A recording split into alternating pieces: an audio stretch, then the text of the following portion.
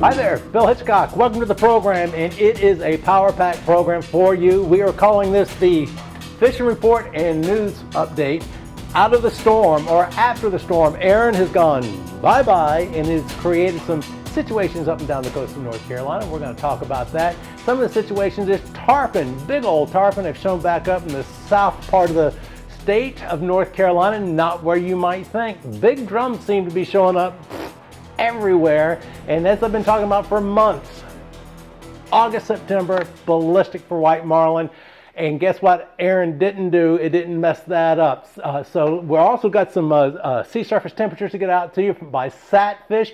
There have been some tremendous changes since Erin went on by, since the hurricane went on by. So tremendous changes in sea surface temperatures up and down the coast of North Carolina. We've got a flounder update to get out to you. Also some news about the Outer Banks opening up. And finally, at the end of the program, the last week's show was why are North Carolina flounder regulations so restrictive? And I said, hey, send me some comments. Well, hey, you did. And I'm going to be reading some of the highlights from some of those comments. I do want to make a brief comment about weather, looking at the long-range forecast from the GFS and the ECMWF. There are no hurricanes in the projected in the next couple of weeks. Yes, there is. Ferdinand off our coast is going to stay way off of our shore and go bye-bye. Our temperatures this coming week from basically Carteret County up north is going to be high in the 70s and low in the 70s. Except down in the Cape Fear area, your highs are going to get in the lower 80s and your lows are going to get in the upper 60s. And we're going to be dominated by a northerly wind, which should be relatively mild, 10 to 15. Fingers crossed.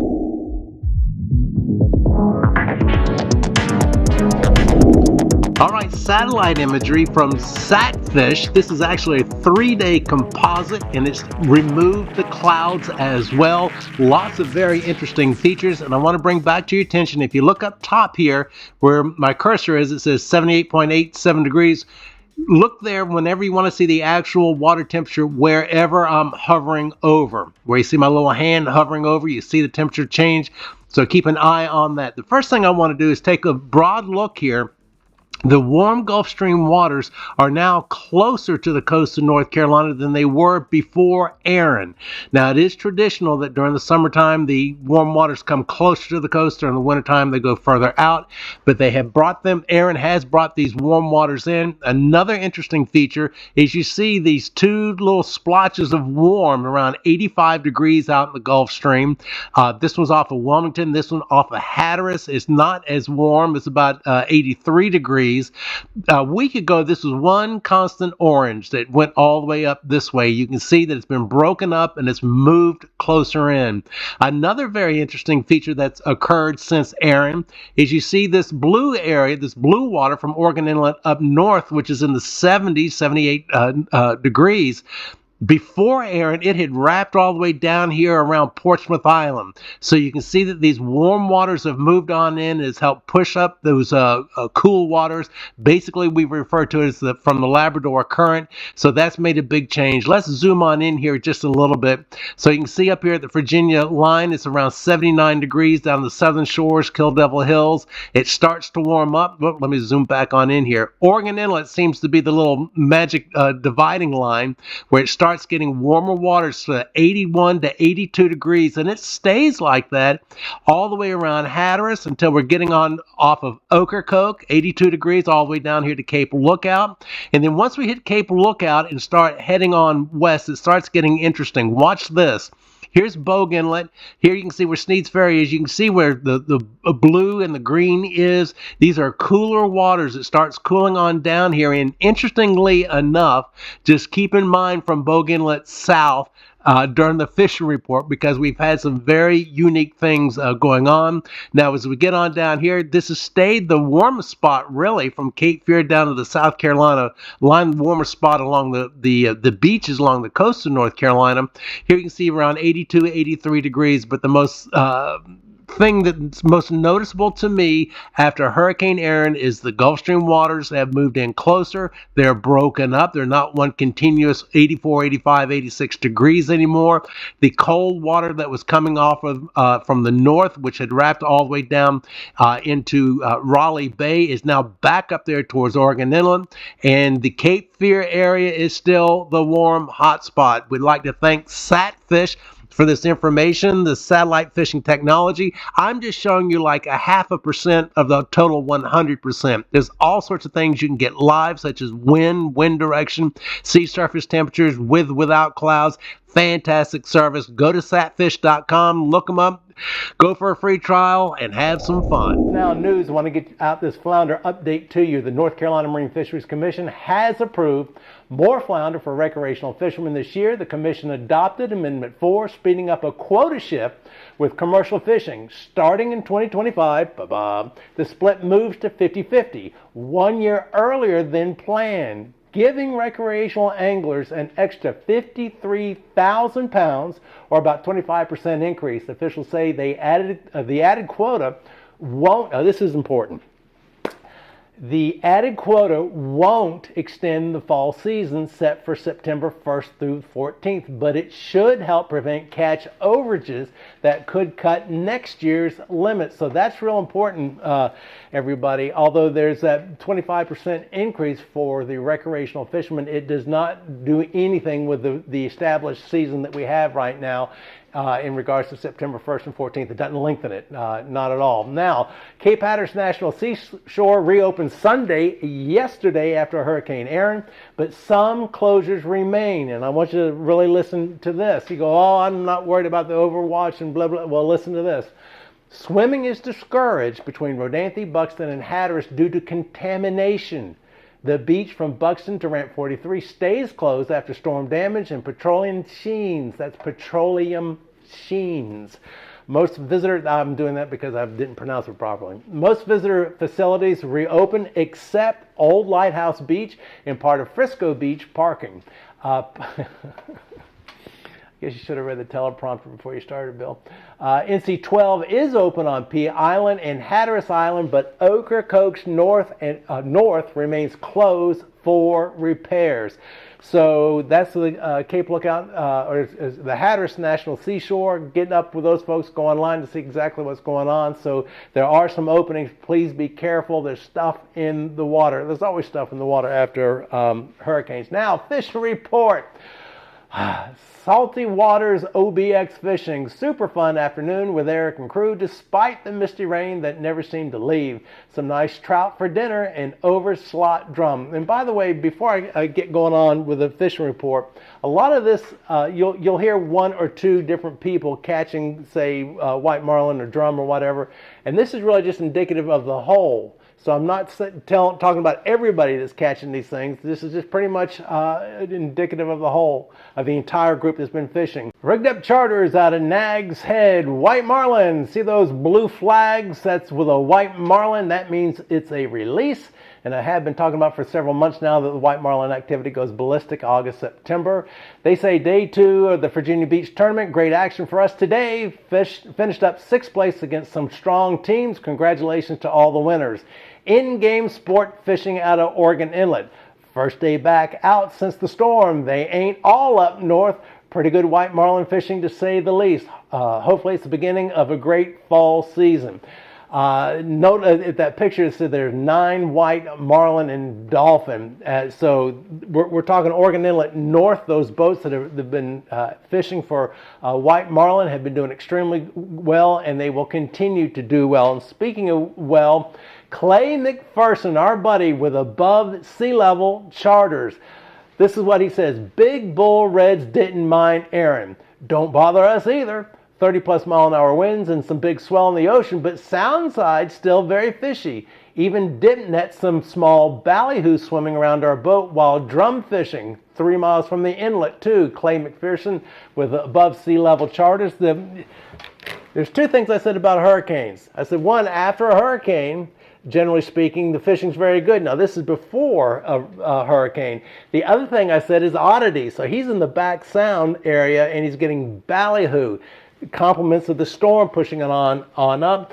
Congratulations to Clay. And by the way, I would not recommend anybody going out fishing in that type of environment. All I can say is Clay McPherson is a local experienced guide. He knows what he's doing, and we'll just leave it at that. Hatteras, Rodanthe Pier, my most favorite fishing report. The magic dry erase board of Rodanthe Pier. And they say drum, bluefish, flounder, water temperature 76 degrees. And we're going to show you that. But look at the drum. Russell just caught and released a nice fat drum. Been a pretty good day. Now that's yesterday, Sunday. I'm doing this report on Monday at whatever that clock says behind me around 11 in the morning. Now Ocracoke trade with, let me stop here again. At the very beginning I just talked about how Hatteras Island in Ocracoke are just now opening up, and there's still some problems with the road. So this is why the fishing report is going to be a little bit sketchy out of that neck of the woods. But Tradewind says Elijah Batts, and Bill Hart caught a huge red drum fishing from a private boat last night on the sound behind Ocracoke Island. Also, Michael and Matthew landed a monster red drum and a nice bluefish while fishing from the shore on Ocracoke's sound side last night with fresh mullet. All these drums that we're hearing about are sound side, whether it's that backside of Oregon Inlet, Hatteras, or Ocracoke, and it gets even better. All right, in the central area, a viewer sent this in, John Areola. Look at that, I love this. Listen to what John has to say. He says, cobia on a 12-pound test. He says, hi, Bill, you're right. After storm produces fish. I caught this 20-pound cobia dropping cut pinfish at the fishing pier. That pier that runs parallel beside the high-rise bridge in between Morehead City and Radio Island. He said, it took me over 30 minutes to land. Brad was fishing at the pier with his son and netted it for me. Now, we all have a story to tell. Mahalo for your reports, John Areola. Thank you very much, John. Another viewer, Jason Hubbard. He said, good morning, Bill. Took my dad, Pops, my wife, Sandy, my son, Jason Jr., to Bellhaven for some coastal fishing. My son caught his first trout, drum, and flounder. We fished Friday and Saturday and caught some nice fish. See the pictures attached. Well, there are the pictures. Jason Hubbard, congratulations. Marsh Madness. I wanted to show this to you. Finally was able to see it. They were fishing up in the Pirates Cove tournament, and they caught an 878-pound blue marlin. They say it never gets old. It says we'll have the boat back in the Morehead in the middle of next week and have plenty of open days in September. But take a look at this video of this blue marlin at 878 pounds.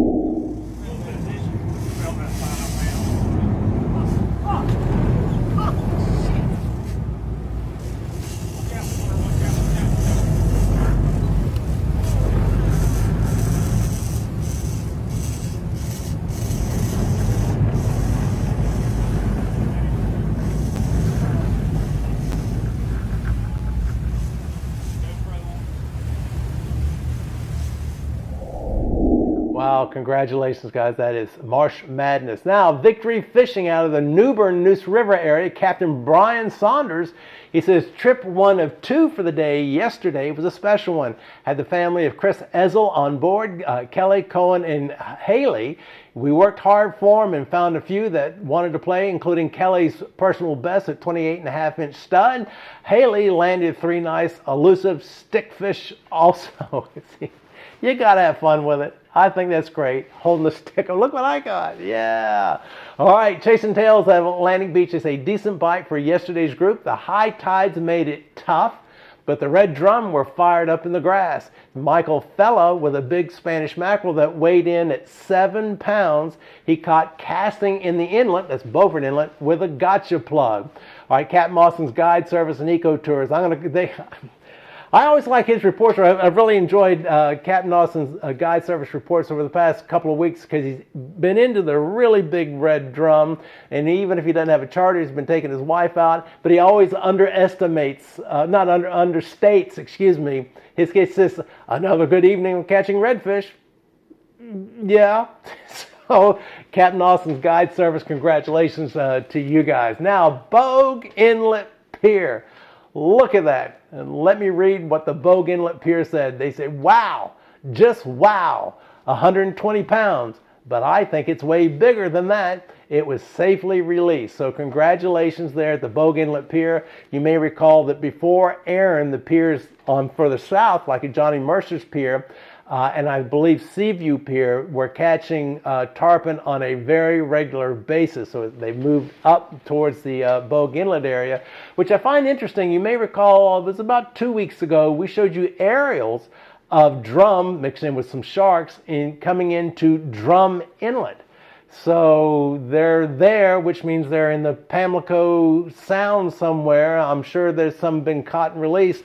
So the the tarpon activity is really taken off. Ryan's Inshore Adventures out of Sneath Ferry.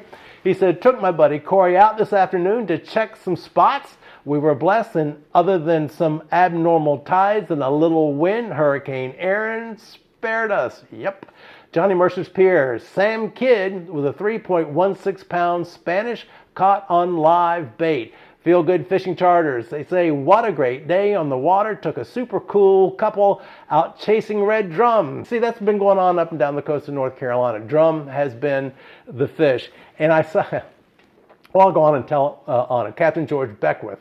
I don't know where he is right now. He's probably in Costa Rica, or it doesn't matter. One of the best North Carolina, best drum fishermen, best tarpon fishermen. And just to highlight how great the drum fishing is right now, from puppy slot to all the way to the big mamma jamma 40, 50 pound drum, he said, he on Facebook today, he said, somebody please post a picture of a fish and not a drum, because that's the only thing getting posted, and it's tongue-in-cheek. So anyway, all right, comments. Why are North Carolina flounder regulations so restrictive? That was the last show that I did, and I asked a whole bunch of questions. I had a bunch of people send me emails, usually quite long, and I wanted to highlight some of the comments that were sent to me by you, the viewers. This comes from Dennis Reynolds.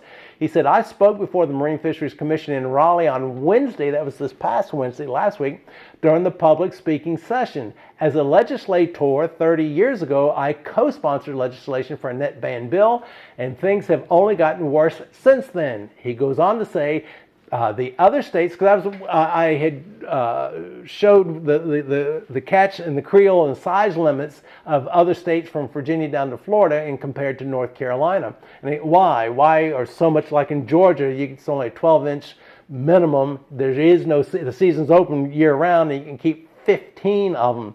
Here in North Carolina, as we know, we now have 2 weeks. You can keep one, and it's 15 inches. So why the disparity?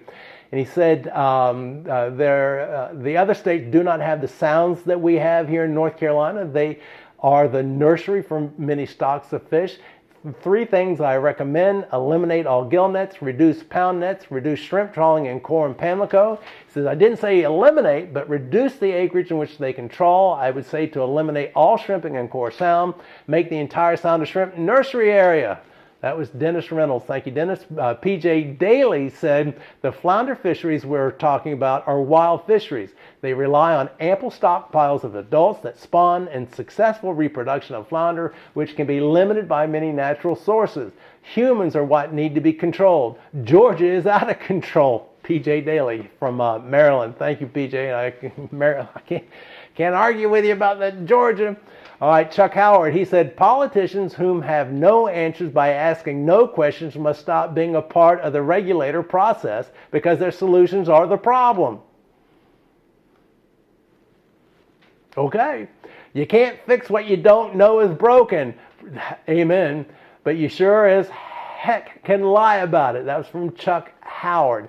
And I must admit, one of the problems that I've seen in the state legislature over the past 40 plus years is people passing rules and regulations and laws who don't fish, who don't live on the coast, who have no idea what's going on. And I'll give you a great example. It was about 10 years ago with a game fish status bill. There was 4 fish on that game fish status bill. I went up to one of the primary sponsors. I said, name the 4 fish, and he couldn't. So, all right. So I agree with you, Chuck, 100%. Dave Dialing, hopefully I've pronounced that correctly. He says, North Carolina has the highest commercial flounder quota allocation. Source, NOAA. Dave, thank you. You quoted a source. 99% of the time, somebody will say a number or a stat or whatever and won't give the source. So thank you very much for giving the source. On the East Coast at approximately 2.4 million pounds. Next closest is Virginia at approximately 1.8 million pounds. Ironically, North Carolina has the most restrictive recreational harvest amongst all East Coast states. How does that make any sense? It's quite obvious the commercial interests have total control of the governmental bodies that manage the state's fisheries. That's Dave Dialing. Again, I hope I'm pronouncing that right, out of Wilmington. Chris Burns says, I don't understand why I am only allowed 1 flounder per day. I'm a North Carolina native and I fish recreationally 5 out of 7 days a week in the backwater. I'm catching an unbelievable amount of southern flounder. So we definitely don't have a shortage because they're almost annoying when you're trying to catch reds or specks. But a single commercial boat with 1 man can catch several hundred pounds of flounder per day. Make sense to me. Thanks for your time, and I love your show and your YouTube channel. So thank you for those comments. On here on YouTube, here at Bill Hitchcock 5117 on the channel, go over to the comment section. You'll see a whole bunch of people posting comments about why the other states have their rules and regulations about flounder that are so different from here in North Carolina.